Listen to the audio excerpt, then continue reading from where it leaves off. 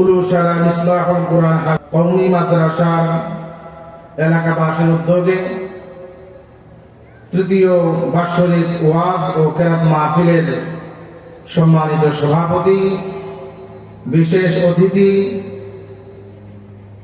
আলহামদুলিল্লাহ আপনারা সকলেই আনন্দিত হবেন। আজকের মাহফিলের প্রধান আলোচক, প্রধান মেহমান হযরতুল আল্লাম হযরত মাওলানা কারি আশিকুর রহমান কিশোরগঞ্জ সাহেব বারাকাল্লাহু ফি হায়াতি, উনি আমাদের মাঝে কিছুক্ষণ আগেই এসে পড়েছেন। আরো আজকের মাহফিলের আমন্ত্রিত উলামায়ে কেরামের মধ্য থেকে আলহাজ হযরত মাওলানা মুফতি ইয়াসিন নুরি সাহেব বারাকাল্লাহু ফি হায়াতি, সামনে উপবিষ্ট দূর দূরান্ত থেকে ছুটে আসা অত্র এলাকার সম্মানিত এলেম পিপাসুক, ধর্ম পিপাসুক, দ্বীনের কথা শোনার জন্য যে সমস্ত বাবার বয়সী মুরব্বীরা, ইসলাম প্রিয় তাওহীদি জনতা, আপনারা যারা উপস্থিত হয়েছেন সকলকে লক্ষ্য করে অন্তরস্তর থেকে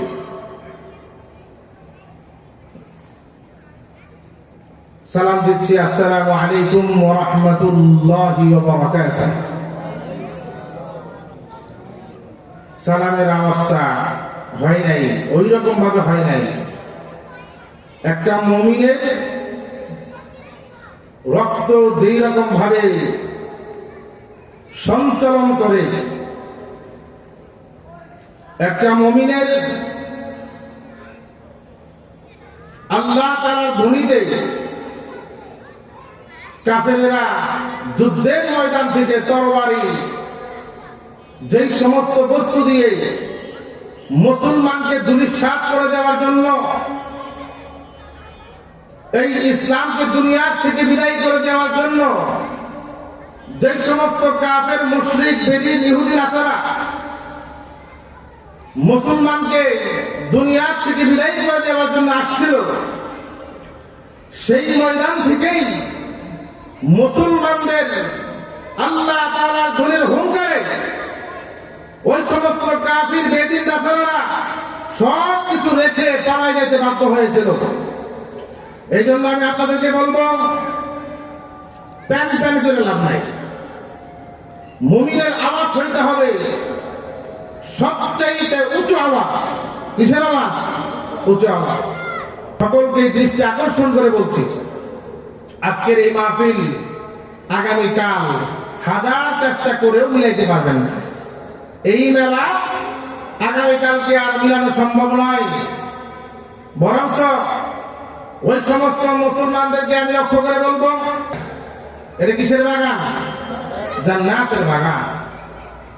কেননা আল্লাহ রাসূল সাল্লাল্লাহু আলাইহি ওয়াসাল্লাম বলেছেন, লা ইয়াকউদু কওমুন ইয়াযকুরুল্লাহ তাআলা ইল্লা হাফাতহুমুল মালায়েকা ওয়া গাশিয়াহুমুর রাহমাহ ওয়া নাযালাত আলাইহিmus সাকিনাহ ওয়া যাকারাহুমুল্লাহু ফীমান ইনদাহু। আল্লাহ রাসূল সাল্লাল্লাহু আলাইহি ওয়াসাল্লাম বলেছেন, যে সমস্ত উম্মত মুহাম্মাদী দাঁড়াইয়া বসিয়া আল্লাহ তাআলার শরণাপন্ন হয়, আল্লাহ তাআলার শুকরগুজার করে, আল্লাহ তাআলার প্রশংসায় লিপ্ত হয়ে যায়, ওই সমস্ত জায়গাগুলো ফেরেশতারা এমন ভাবে বেষ্টন করে রাখে যেন রহমতের চাদর দিয়ে ঢাকিয়ে রাখিয়েছে। সুবহানাল্লাহ বিহামদিহি। এজন্য একটু আগায় আসেন, লড়াচড়া দেন, হরকত করেন। হরকতে ফায়দা আছে কি আসে না?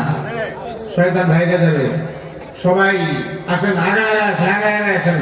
এই বাবু আগায় আসো। বেশি কথা বলার সময় না। অনেক ওলামায়ে হক্কানি রব্বানিরা আছেন, সেরে তাজ আসাদুল্লাহ কালাম, তিনারাও আসছেন দূর দূরান্ত থেকে।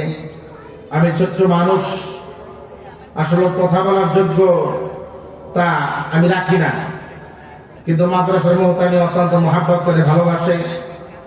তিনাদের একটা হুকুম, ওই হুকুম পালনার্থে এখানে বসছি দোয়া নেওয়ার জন্য। কিসের জন্য? দোয়া নেওয়ার জন্য। কথা বলার শক্তি আমার নাই।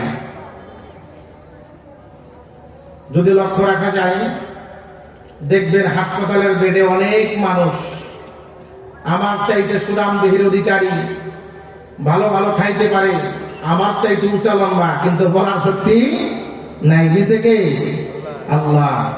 এই জন্য আল্লাহ সুবহানাহু ওয়া তাআলা যদি একটু সুযোগ করে দেন আপনাদের খেদমতে,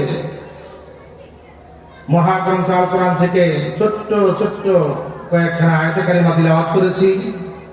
আল্লাহ রাসূল সাল্লাল্লাহু আলাইহি ওয়াসাল্লামের রক্ত ঝরানোর সেই দিন সম্পর্কে ছোট্ট একখানা হাদিস পড়েছি, পাঠ করেছি। আল্লাহ তাআলা যদি তৌফিক দেন ইনশাআল্লাহ তাআলা এর আলোকে আলোচনা রাখবেন। আলহামদুলিল্লাহ, অত্র এলাকার যে সমস্ত মুহিব্বিন, ওলামায়ে কেরাম, সম্মানিত ইসলাম প্রিয় তাওহীদি জনতা, যাদের মেহনতে আজকের এই মাহফিল আয়োজিত, যাদের মেহনতে আজকের এই মাহফিল আয়োজিত, আমরা তিনাদের মেহনতের পেয়ে আমরা খুশি না বেজা? কে জানতো এই মাঠের মধ্যে একটা কোরআনী মজলিস কায়েম হবে? এখানে এলাকার মধ্যে যে সমস্ত এলাকার দাবত মার্কা লোক আছে, তারা পারলে কিন্তু এখানে একটা গানের আরো জমাইতে পারতো না। কিন্তু আল্লাহ সুবহানাহু ওয়া তাআলা আপনাদেরকে ভালোবেসে আপনাদের জন্য হেদায়েতের বার্তা অনেক ওলামায়ে কেরাম দূর দূরান্ত থেকে এনে এনে আপনাদেরকে হাদিয়া দিবে, এইরকম একটা মজলিস এখানে কায়েম হয়েছে। আপনারা সকলে খুশি না বেজা? আলহামদুলিল্লাহ, আলহামদুলিল্লাহ। এর প্রশংসা করে শেষ করতে পারবেন না। দিন, এই যে আমরা যেরকম দিন আপনাদের সম্মুখে নিয়ে আসছি,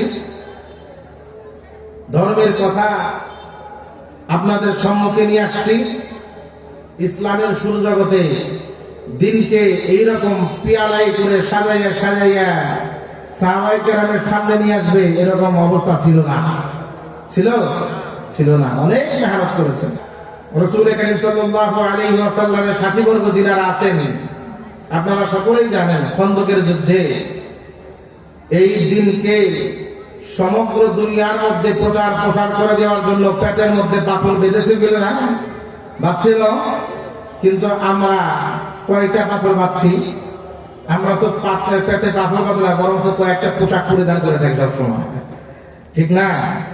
এই জন্য ওই রক্ত ঝরানো দিন আমাদের মাঝে কি রকম ভাবে আল্লাহ সুবহানাহু ওয়া তাআলা আনলেন, এই সম্পর্কে জানা দরকার আছে কি আসে না? আল্লাহ রাসূল সাল্লাল্লাহু আলাইহি ওয়াসাল্লাম একদিন একটা মজলিসের মধ্যে বসা। ওই মজলিসের মধ্যে এমন একজন ব্যক্তি বসা ছিল যার নাম শুনে কাফেররা ভয় পেত। যার নাম শুনে কাফেররা ভয় পেত। এই মজলিসের মধ্যে যিনি এই হাদিসটা বর্ণনা করেছেন, আপনারা সকলের নাম শুনছেন। লোকটার নাম কি হইতে পারে? হযরত ওমর ইবনে খাত্তাব রাদিয়াল্লাহু তাআলা আনহু। আল্লাহু আকবার। দেখছেন, গরম বলছি, নরম বলি নাই। যদি নরম বলি তাহলে আরেকজন সাহাবীর নাম আসবে কি আসবে না? কিন্তু এই গরম মেজাজের লোকটা ওই মজলিসের মধ্যে বসা। রাসূল কারীম সাল্লাল্লাহু আলাইহি ওয়াসাল্লাম ওই মজলিসের মধ্যে বসেছিল। হযরত ওমর ইবনে খাত্তাব রাদিয়াল্লাহু তাআলা আনহু বলেন, আমরা দেখতে পেলাম আমাদের মজলিসের মধ্যে অসংখ্য অগণিত মানুষ, কিন্তু তার মধ্যে অনেক দূর থেকে এমন একজন লোক এই মজলিসের মধ্যে শামিল হয়েছেন। হযরত ওমর ইবনে খাত্তাব রাদিয়াল্লাহু তাআলা আনহু বলেন, আমি দেখতে পেলাম লোকটা এমন হালতে আসছে,